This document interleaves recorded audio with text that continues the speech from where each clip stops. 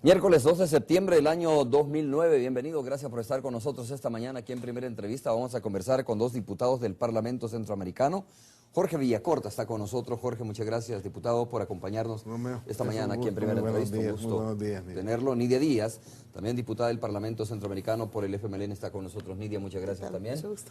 Un gusto tenerte. Vamos a conversar esta mañana aquí sobre la salida de Panamá del Parlamento Centroamericano. Poco se ha reparado en el país sobre este retiro que fue anunciado precisamente por el nuevo presidente de ese país, Ricardo Martinelli. Algunos antecedentes sobre este caso es que en mayo del año 2009, precisamente en el marco de las campañas, una de las promesas del entonces candidato Ricardo Martinelli fue retirar a Panamá del Parlamento Centroamericano.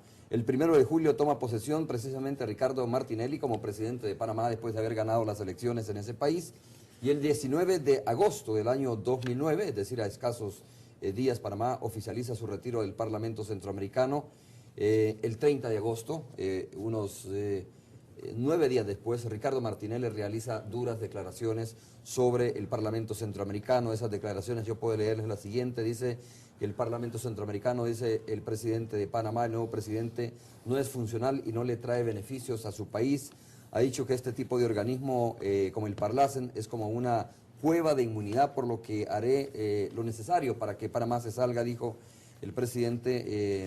El presidente ha considerado que podemos avanzar la integración, o que puede avanzar la integración, dijo su canciller, sin que Panamá esté dentro de este organismo regional.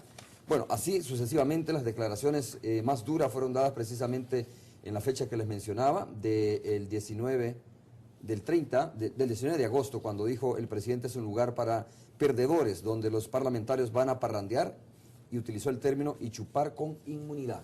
Por supuesto, el Parlamento tiene un presupuesto interesante que podemos verlo más adelante.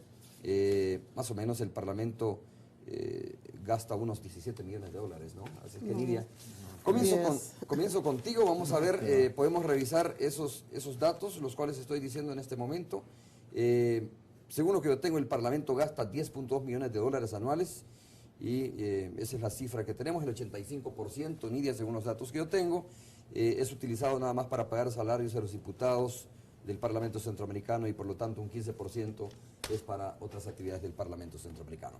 Vamos a discutir luego eso, pero a ver, ¿qué significa que Panamá se retire del Parlamento Centroamericano? Sabemos cómo está Honduras también complicado en este momento, un gobierno de facto en Honduras que tampoco parece estarle dando la importancia al Parlamento Centroamericano en este momento. Entonces estamos hablando nada más de Guatemala, El Salvador y Nicaragua, que están en este momento como República Dominicana, que están en este momento como miembros activos, digamos, del Parlamento Centroamericano. Buenos días, gracias por la oportunidad que nos dan para poder comunicarnos. Bien, lógicamente el que Panamá haya anunciado y esté tomando medidas para retirarse de uno de los órganos del sistema de integración centroamericano, como es el Parlacen, afecta todo el proceso y la tendencia que hemos traído de fortalecer todo este sistema supranacional, digamos, de la región, en donde todos los países que integran Centroamérica y República Dominicana hemos venido trabajando como estados para fortalecer y para avanzar precisamente en la integración, con una perspectiva a largo plazo de unir a nuestros pueblos. Una amenaza de esa naturaleza pone en riesgo, y es una amenaza real, ¿verdad? Porque hace un año, en febrero de 2008, los jefes de Estado, el primer nivel del sistema de integración centroamericano, la cumbre de presidentes, su consejo de ministros, decidieron darle más atribuciones al Parlamento Centroamericano, más funciones, ¿verdad?, que van desde un papel más controlor, con revisión de todo el presupuesto de la región, que son como 300 millones anuales, los que se gastan en toda Centroamérica, en todo el sistema. 300 millones anuales. Sí, en todo el sistema de integración, de los cuales 10.2, fíjate, sí, 10.2 es para el Parlamento Centroamericano. Exactamente, está bien entonces esta cifra que yo estaba dando a conocer, ¿no? Claro, porque es 1.7 millones de dólares anuales que cada estado, desde el momento que se constituyó el Parlamento Centroamericano, que empezó a funcionar en el año 91, ha estado, pues no, ni un 5 se ha aumentado ni se ha disminuido, ahí ha estado, y lógicamente una parte esencial es para el funcionamiento de todo el sistema del Parlamento, que tiene que ver con la sede central, las 6 subsedes y lógicamente los salarios de todos los empleados y de los parlamentarios centroamericanos, que por cada estado son 20 diputados electos en voto directo y que tienen una función central que es el trabajo de la integración, una agenda. Nosotros, por ejemplo, en El Salvador, nuestra agenda la determina el mandato constitucional del artículo 89, donde dice: El Salvador alentará y promoverá la integración humana, económica, social y cultural con las repúblicas americanas y especialmente con el del Istmo centroamericano. La integración podrá efectuarse mediante tratados o convenios con las repúblicas interesadas, los cuales podrán contemplar la creación de organismos con funciones supranacionales. Esto nos manda la Constitución. Claro. También propiciará la reconstrucción total o parcial de la República de Centroamérica en forma unitaria, federal o confederada, con plena garantía y respeto a los principios democráticos y republicanos y de los derechos individuales y sociales de sus habitantes.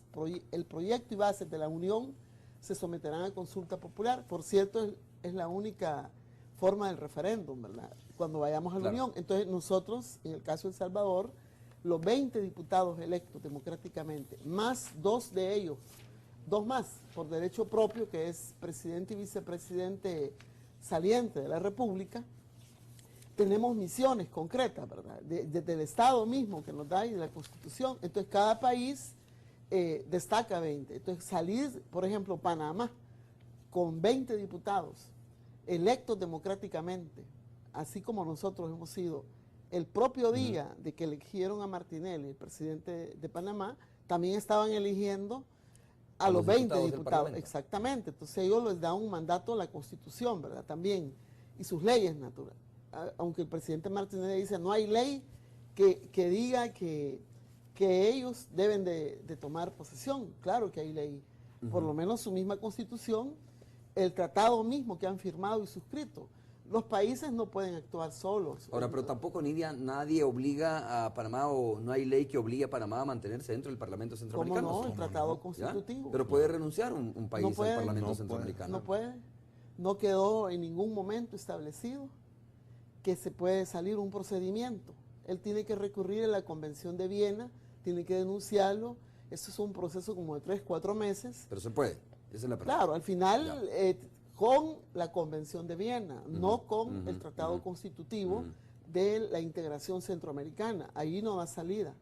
Él, si quiere retirarse del organismo Parlamento Centroamericano, tiene que pasar un procedimiento con la Convención de Viena, que es digamos, un tratado general de todo tipo de funcionamiento, pero no específico, de la integración, al igual que el Parlamento Europeo.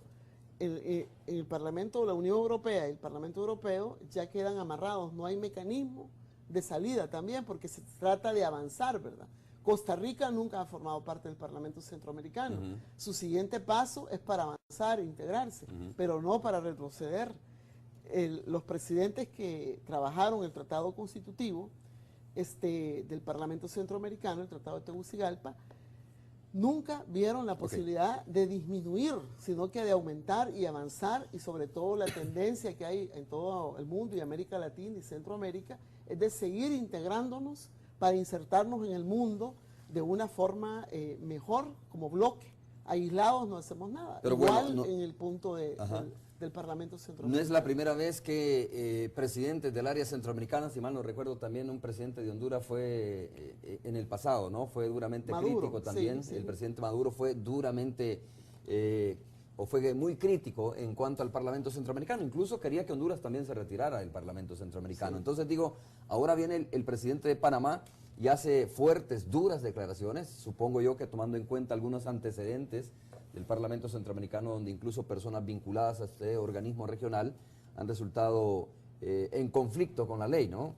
Y después dice, don Jorge, ¿dónde está el Parlamento? ¿Dónde estuvo el Parlamento Centroamericano? Dice el mandatario panameño, tras el golpe del 28 de junio en Honduras. Es decir, ¿qué es lo que hizo el Parlamento Centroamericano? Se cuestiona, ¿no? Y por lo tanto dice, Si un parlamento centroamericano no tiene fuerza en torno a este problema que se dio el 28 de junio en Honduras, entonces, ¿qué sentido tiene un parlamento centroamericano? Bueno, Romeo, a mí me parece lo único positivo de esta charada, porque esto es un cuento chino del señor este. Ya voy a decir por qué. Lo único bueno de la charada es que nos permite comunicarnos con la ciudadanía y explicar cuál es el rol del Parlacen y su importancia.